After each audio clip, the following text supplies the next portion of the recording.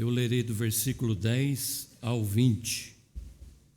Filipenses 4, do 10 ao 20, diz assim a palavra do nosso Deus: Alegrei-me sobremaneira no Senhor, porque agora, uma vez mais, renovastes a meu favor o vosso cuidado, o qual também já tinhais antes, mas vos faltava oportunidade. Digo isto não por causa da pobreza, porque aprendi a viver contente em toda e qualquer situação. Tanto sei estar humilhado, como também ser honrado. De tudo, em todas as circunstâncias, já tenho experiência, tanto de fartura como de fome, assim de abundância como de escassez. Tudo posso naquele que me fortalece. Todavia, fizeste bem, associando-vos na minha tribulação. E sabeis também vós, ó Filipenses, que no início do Evangelho, quando parti da Macedônia, nenhuma igreja se associou comigo no tocante a dar e receber, senão unicamente vós outros, porque até para Tessalônica mandaste não somente uma vez, mas duas, o bastante para as minhas necessidades. Não que eu procure o donativo, mas o que realmente me interessa é o fruto que aumente o vosso crédito. Recebi tudo, tenho abundância, estou suprido, desde que Epafrodito me passou as mãos, o que me veio de vossa parte, como aroma suave, como sacrifício aceitável e aprazível a Deus. E o meu Deus, segundo a sua riqueza em glória, há de suprir em Cristo Jesus cada uma de vossas necessidades. Ora, a nosso Deus e Pai seja a glória pelos séculos dos séculos. Amém. Senhor, nós pedimos, ó Deus, a iluminação do Teu Espírito, nós pedimos, Senhor, a assistência do alto, para que possamos contemplar as maravilhas da Tua lei. Ó Deus, aplica a Tua palavra. Ó Espírito Santo, que sonda os corações, aplica, Senhor, transforma as nossas vidas para a glória do Teu nome. Tudo aquilo que o Senhor requer de nós, nós façamos, nos empenhemos, nos dediquemos para que o Teu nome seja honrado e glorificado. Fala, Senhor, a Tua igreja, que a Tua igreja ouve. Nós oramos em nome de Jesus. Amém. Meus queridos irmãos, nós já ouvimos, mas é bom a gente falar novamente, reforçar a ideia bíblica de que nós fomos criados para relacionamento. Nós fomos criados para a glória de Deus, para glorificar a Deus e gozá-lo para sempre. Então, desde o início da nossa vida, nós já nos relacionamos. Já no ventre materno, nós já iniciamos o nosso relacionamento. No ventre materno, porque ali está uma vida. Ali está uma vida. E se ali há uma vida, então há relacionamento já no ventre materno.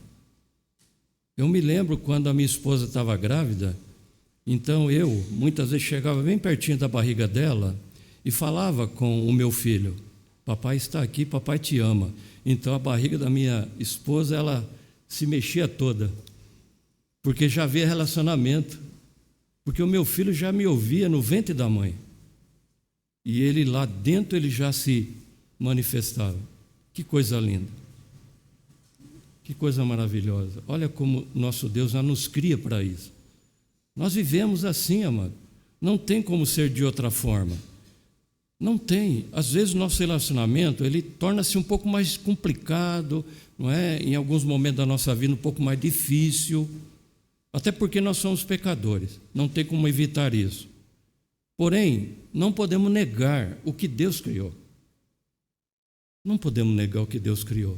Então, desde o início, no ventre materno, e assim vai, né? A nossa vida continua no relacionamento, não é?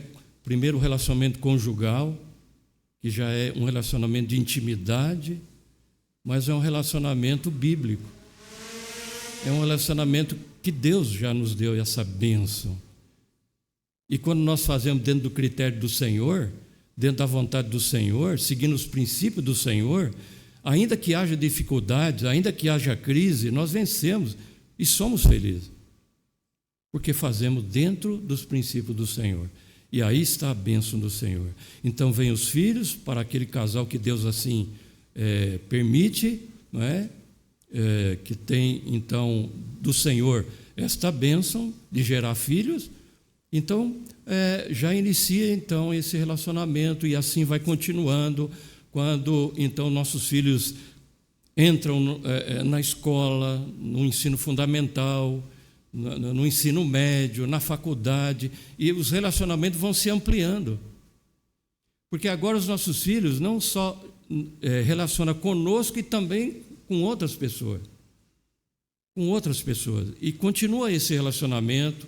Depois nossos filhos vão crescendo, vão se formando, vão conhecendo também, não é, o seu namorado, a sua namorada, no momento certo, na hora coerente, na hora adequada, e aí então a família vai se ampliando, o relacionamento continua. O relacionamento continua. E nós relacionamos de uma forma muito ampla, não só na família, quanto também nós nos relacionamos no nosso trabalho, com os nossos vizinhos, com os nossos colegas lá na faculdade, ou no ensino médio, ou no ensino fundamental. E isso vai se ampliando. A verdade é que não tem como viver sem isso. Não tem como viver sem relacionamento, porque Deus nos criou para isso. Mas eu queria destacar nessa noite, dentre os relacionamentos que nós temos, eu deixei esse por último, a propósito, que é o nosso relacionamento na família da fé, irmãos. É o nosso relacionamento com os nossos irmãos. Como é que tem que ser os nossos relacionamentos? Voltando lá desde o princípio. Ele tem que ser com alegria e gratidão. Alegria e gratidão. Porque quando o casal recebe a bênção de Deus de gerar um filho, isso é uma alegria. Isso é uma alegria tremenda e uma gratidão no coração daquele casal. E quando nossos filhos, então, recebem uma vitória lá no seu ensino, superando, então, o ensino fundamental, médio, faculdade, vão vencendo na vida, isso é alegria para nós. Alegria para nós. E na vida conjugal? As vitórias que nós temos, que vão se consolidando a partir do tempo que nós vamos convivendo juntos. De vitórias e também de lutas e até de derrotas, mas eles vão se consolidando a partir do momento em que você vai vivendo à luz da palavra de Deus e nos princípios do Senhor. Então, tanto o nosso relacionamento de pai, de marido e mulher, de pai e mãe com seus filhos, de filhos com relação aos pais, eles vão se solidificando, se estruturando. E nós vamos aprendendo no decorrer da vida a relacionar. Porque isso também é um aprendizado. Nenhum casal aprende isso aí de uma hora a outra, mas vai anos na sua vida conjugal para ele aprender como relacionar com o outro. Anos, muitos anos. Nós sempre vamos aprender, sempre nós vamos aprender na nossa vida. Nunca vai chegar um momento aqui nessa vida que nós vamos estar 100% conhecedores de todas as coisas, porque nós sempre iremos aprender, porque o nosso Deus, Ele nos deu razão, intelecto para a gente aprender, para a gente conhecer. Nós somos criados à imagem e semelhança de Deus. E uma das coisas que nos faz semelhante a Deus é exatamente a razão. Nós somos imagem e semelhança de Deus porque raciocinamos, porque nós pensamos, nós temos intelecto, nós temos razão. É certo que ela foi contaminada pelo pecado, mas ainda continuamos à imagem e semelhança dele. E Cristo, Ele restaura a gente. Ele restaura. Ele restaura relacionamento, Ele restaura dificuldades e nos faz caminhar na luz da sua presença. Então, amados, quando nós falamos agora então no relacionamento entre irmãos, é muito importante isso. E eu quero, à luz desse texto, da experiência do apóstolo Paulo, compartilhar esse tema com os irmãos: alegria e gratidão a Deus pela vida dos irmãos. Estamos chegando no final de mais um ano, e a grande família Monte Sião batalhou durante esse ano. Todos nós, cada um com o seu dom, cada um com o seu talento, à disposição da obra do Senhor, da igreja. E isso tudo nós fizemos ou deveríamos fazer com alegria. Com alegria, a despeito das dificuldades. Porque como podemos viver uma vida de pecadores que somos, num mundo caído, sem termos dificuldades e problemas? Como é que nós vamos ter um casal onde não há, de vez em quando, um mal-entendido de palavras mal colocadas, que gera uma tristeza ali no casal? E quando o pai ou a mãe, por um momento de estresse, age com intrepidez com relação ao seu filho e acaba cometendo um excesso na sua disciplina.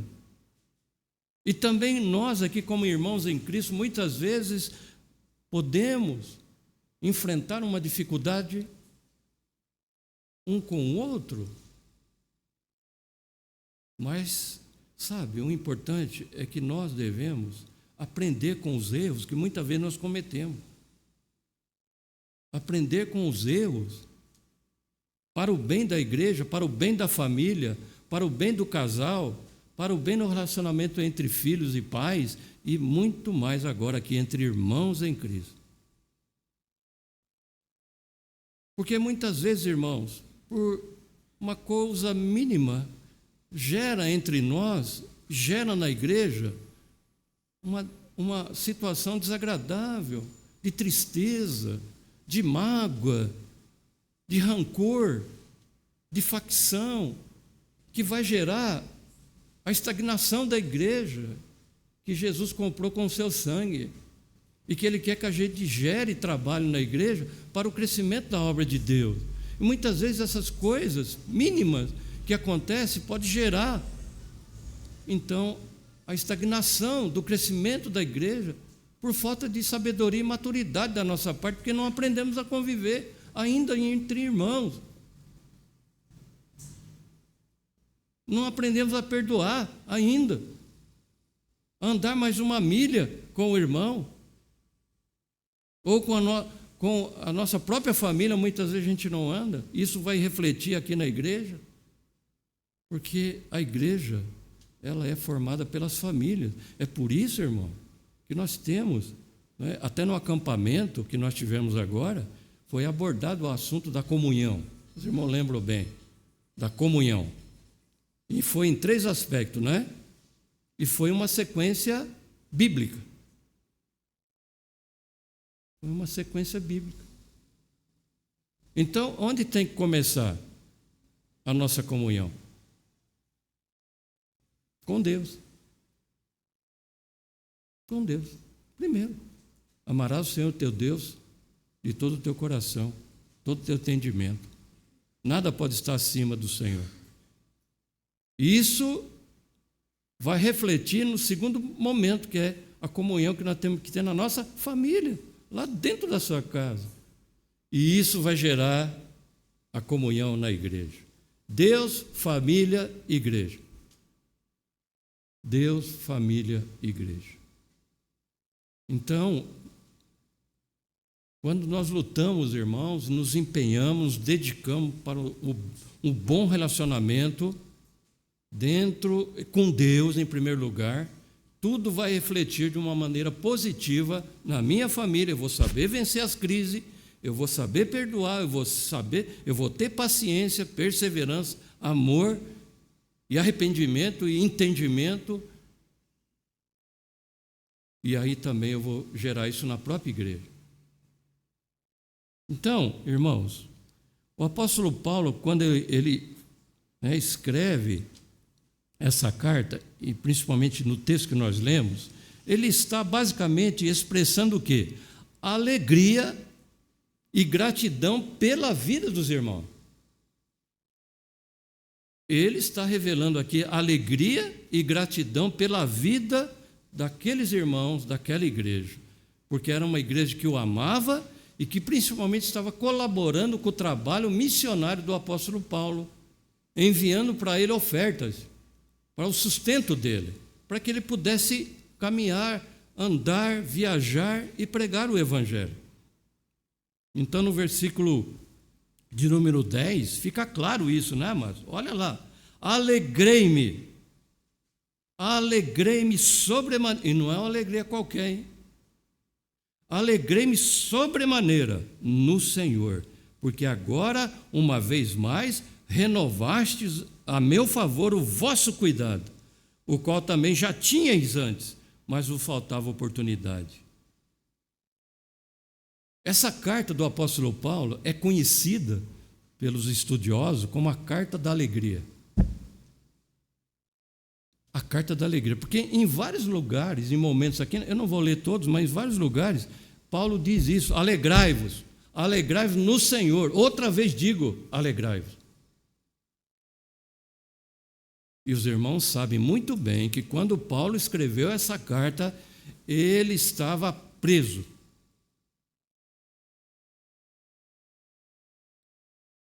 Como é que pode alguém preso ainda ter uma vida de alegria? Porque, irmãos, as cadeias do inferno não aprisionam o servo de Deus. As cadeias do inferno não nos prendem, não tiram a nossa alegria e a nossa liberdade em Cristo, a nossa esperança.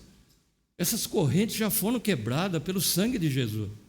Nós somos um povo livre, perdoado, salvo e liberto. Não há mais maldição. E conhecereis a verdade, e a verdade vos libertará.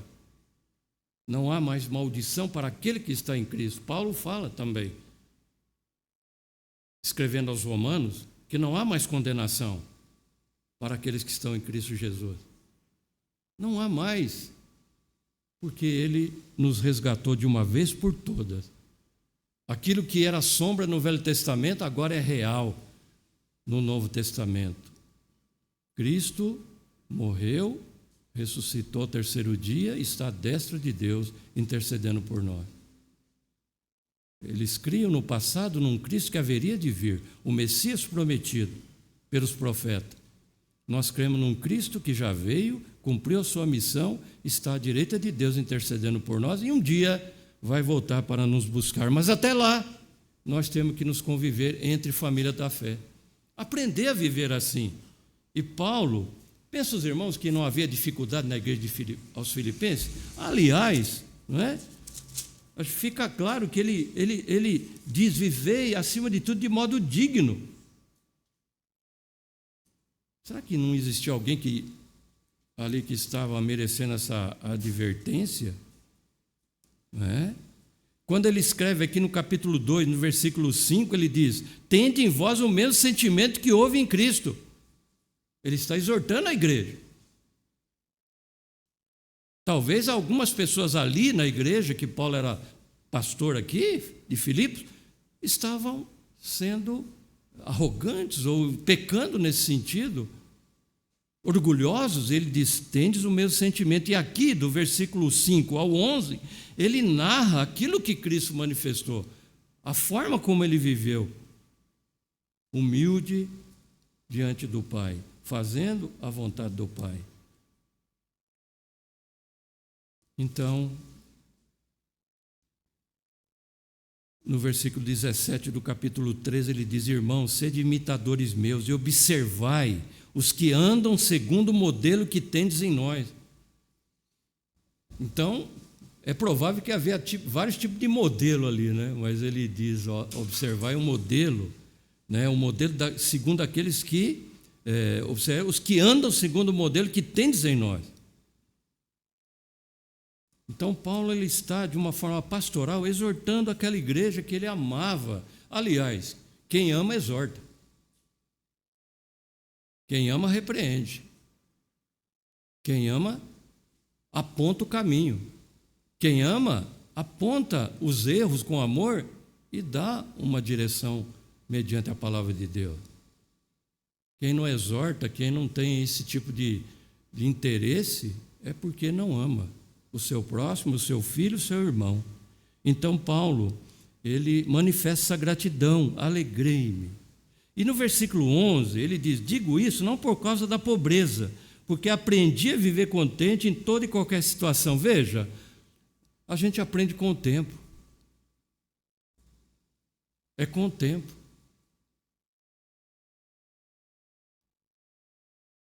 A vida é como uma escada.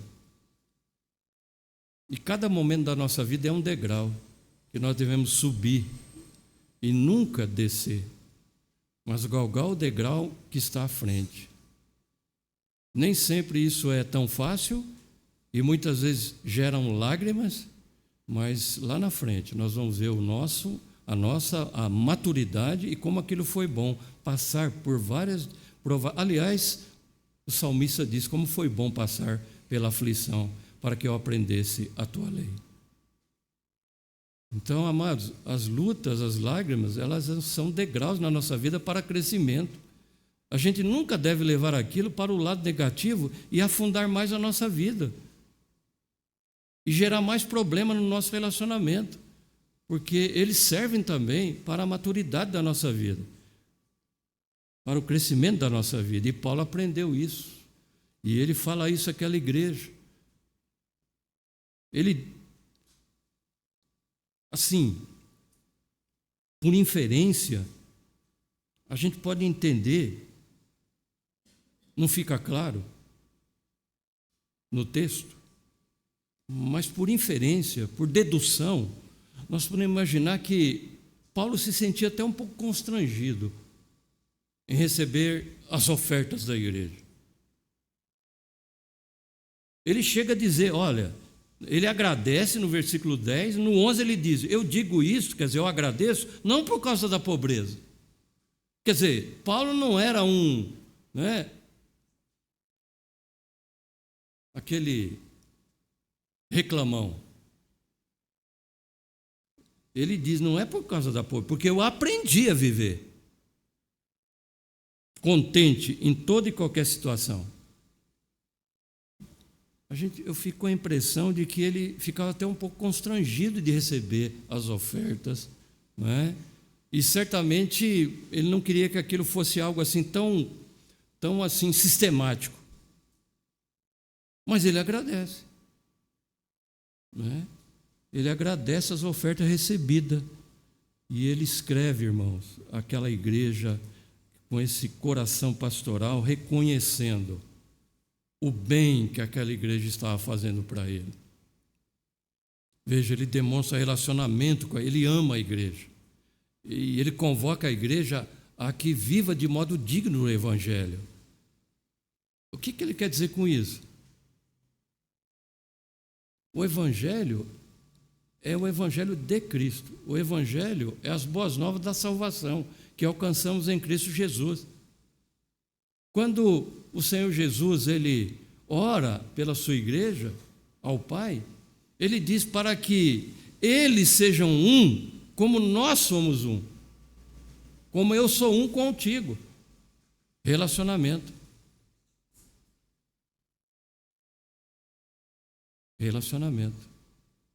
O relacionamento na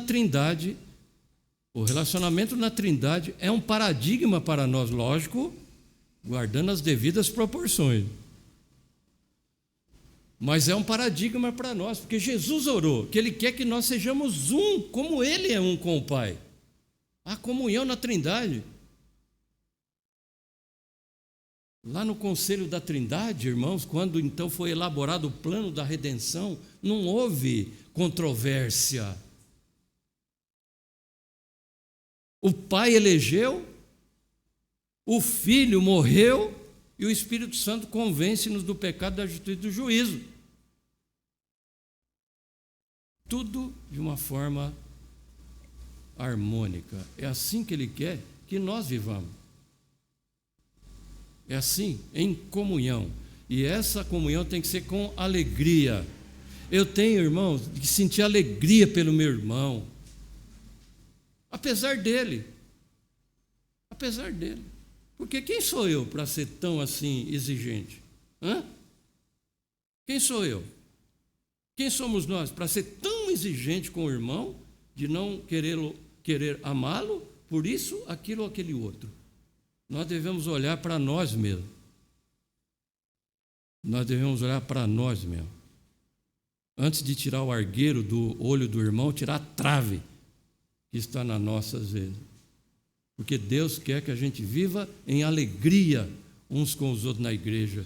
E isso vai refletir no crescimento da igreja. Eu quero dizer aos irmãos que outro dia eu estava descendo lá uma rua. Eu contei isso lá, não sei se o Trindade estava na congregação, mas eu estava descendo a rua lá, e aí, acho que no sacolão, alguém me parou na rua e falou: o senhor é o pastor daquela igreja, né? Eu falei: sou, porque eu estava ainda perto da igreja, a igreja fica lá. Rapaz, olha, eu vou visitar essa igreja ainda. Não, o senhor vai ser bem-vindo, porque eu passo lá, eu vejo assim, a alegria daqueles irmãos, como vocês são alegres. Eu vejo felicidade em vocês. Eu olho porque é o vidro, né?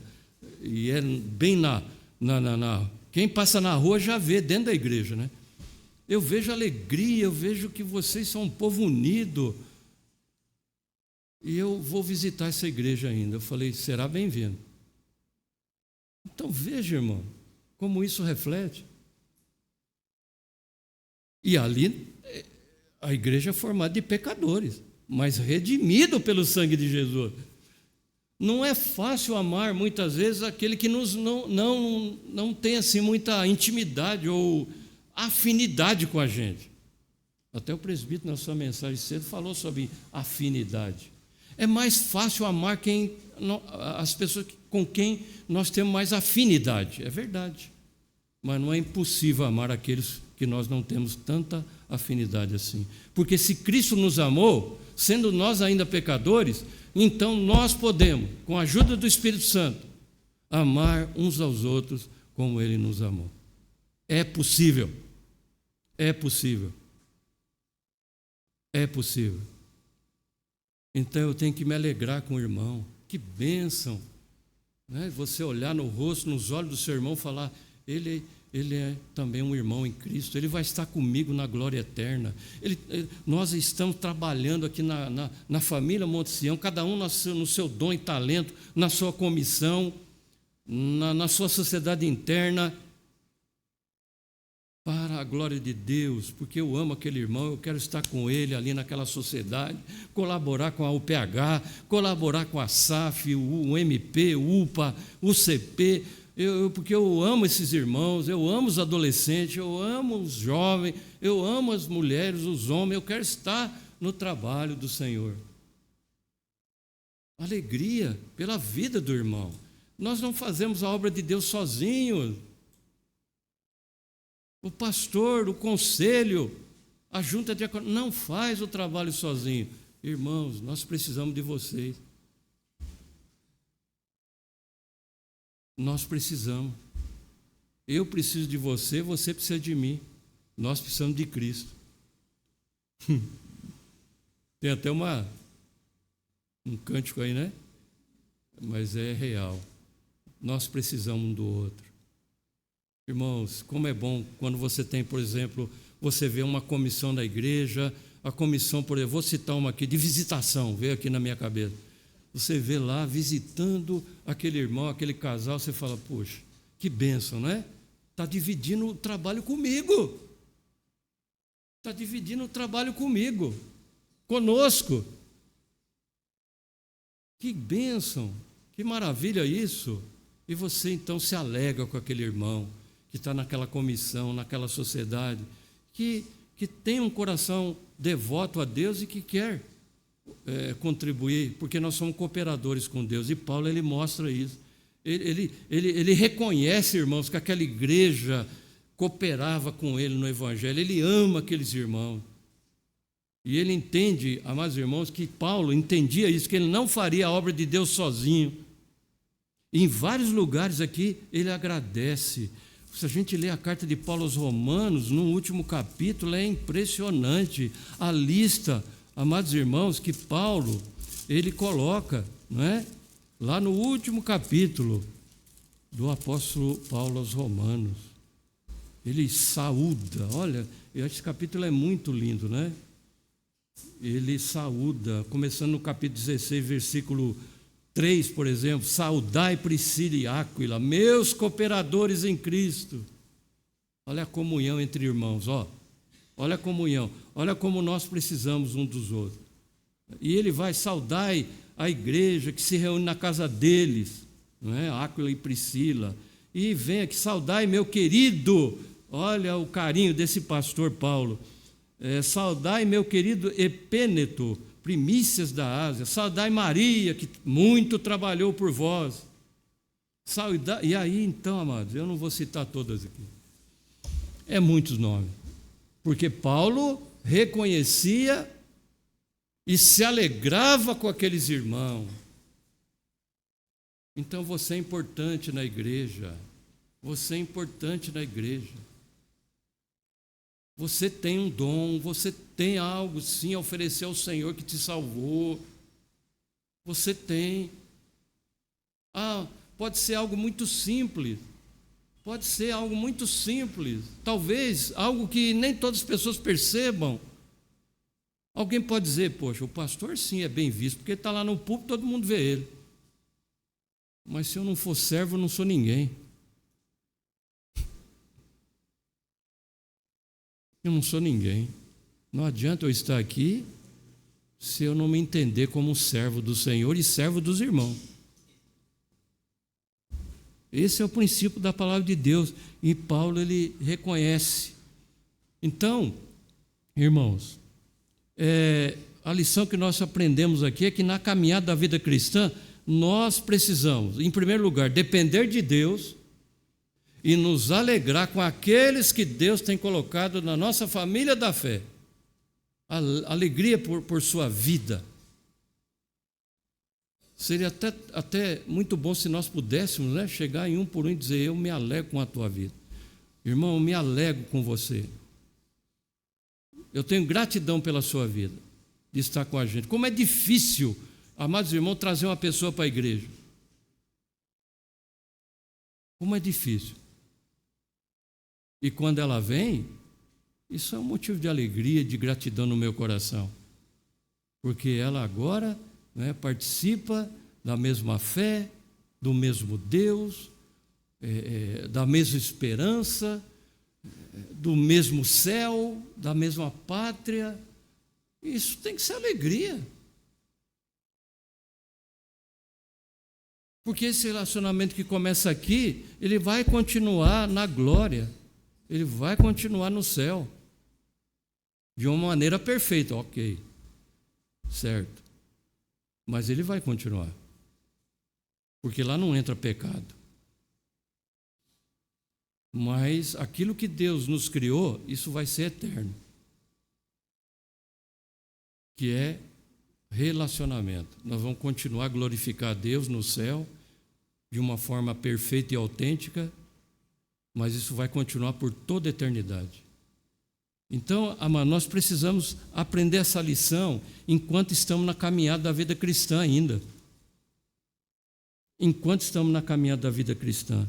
E Paulo continua dizendo então da sua experiência, porque ele fala, tanto você está humilhado, como também ser honrado. De tudo, em toda a circunstância, já tem experiência, tanto de fartura como de fome, assim de abundância como de escassez. Tudo posso naquele que me fortalece. Nós temos que entender esse versículo na maneira correta. Tem muitas pessoas que citam esse versículo fora do contexto, achando que a vida cristã é um mar de rosa, achando que ser crente é andar em pétalas de rosa, mas a rosa também tem espinho, não tem só pétala.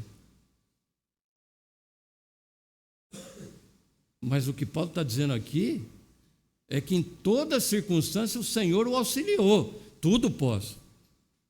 Em todos os momentos, Deus estava com ele, para lhe conceder força para vencer. É isso que Paulo está querendo dizer quando ele, no versículo 3, tudo posso naquele que me fortalece. Mas ele continua ainda agradecendo. Olha o coração grato de Paulo no versículo 14. Ele diz: todavia fizestes bem, associando-vos na minha tribulação. E aqui ele acrescenta um outro elemento. Aqui ele acrescenta um outro elemento, no versículo 14. Ele agradece pelas ofertas que eu ajudava no seu sustento, alimentação, viagem, enfim, roupa. A igreja ajudava ele. Agora ele acrescenta um outro elemento aqui: associando-vos na minha tribulação. Lembra que eu falei que Paulo estava preso? Então, o que ele está dizendo é que aquela igreja não só o ajudava financeiramente, quando o ajudava espiritualmente. Estava com ele nas suas algemas. Estava com ele na sua dor, na sua luta por amor ao Evangelho, nos seus medos e ansiedade que muitas vezes batia no seu coração, porque ele não era diferente de nós. E ele acrescenta esse elemento, associando-vos na minha tribulação. E ele diz, irmãos, olha que coisa, que essa igreja aprendeu essa alegria da comunhão, essa alegria entre irmãos, aprendeu desde o início. Essa igreja é exemplar, porque no versículo 15, ele diz assim: e sabeis também vós, ó Filipenses, que no início do Evangelho, quando parti da Macedônia, nenhuma igreja se associou comigo no tocante a dar e receber, senão unicamente vós outros.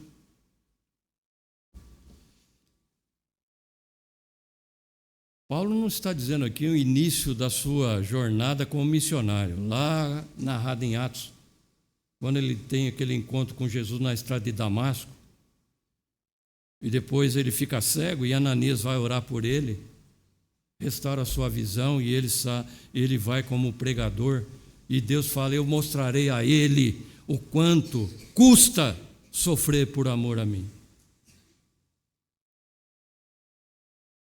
Ele diz a Ananias: eu vou mostrar a ele o quanto custa sofrer por amor a mim. E ele teve uma vida de grande luta e tribulação, perseguição. Quantas acusações contra Paulo?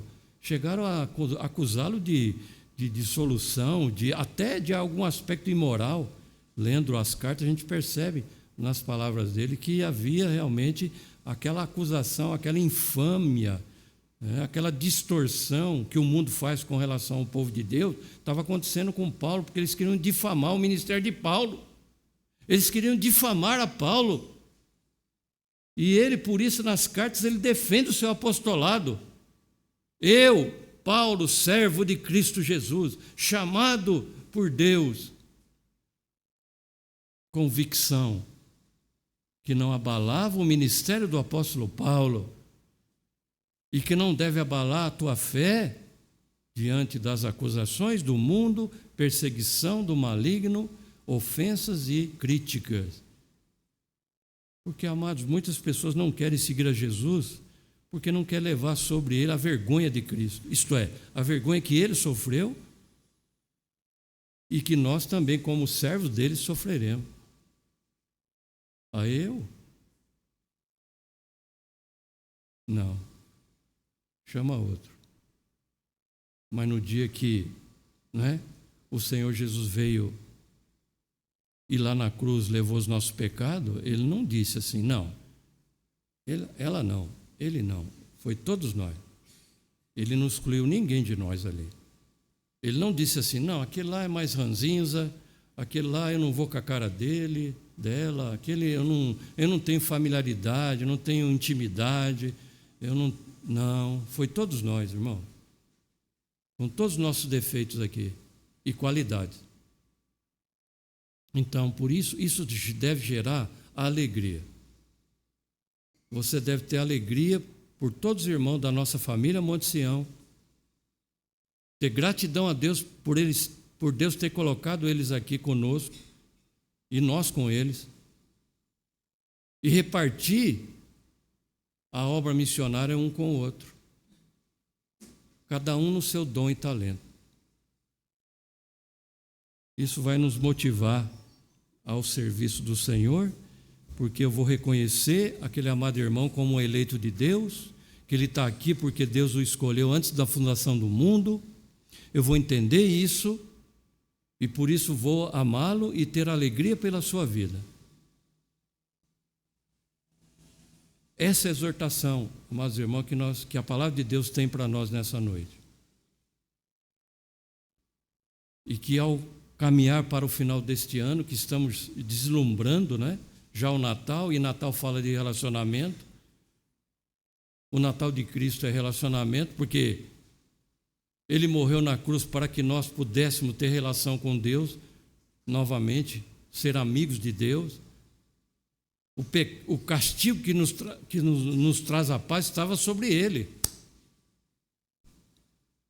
Por suas pisaduras fomos sarados, curados. E é por isso que eu posso amar meu irmão. Se eu não amo meu irmão, se eu não amo você, eu estou desobedecendo a palavra de Deus.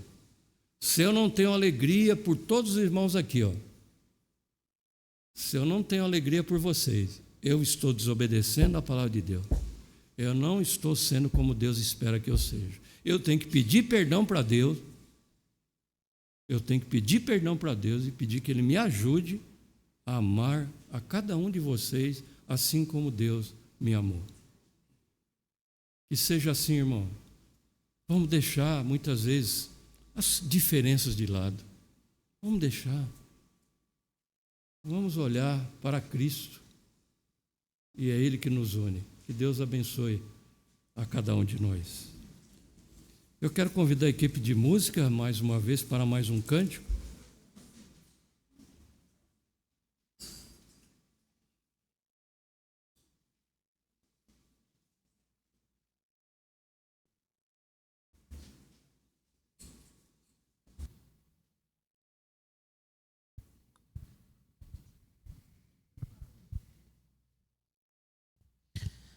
Vamos nos colocar em pé, irmãos, e louvar ao nosso Deus, e engrandecermos o nome dEle.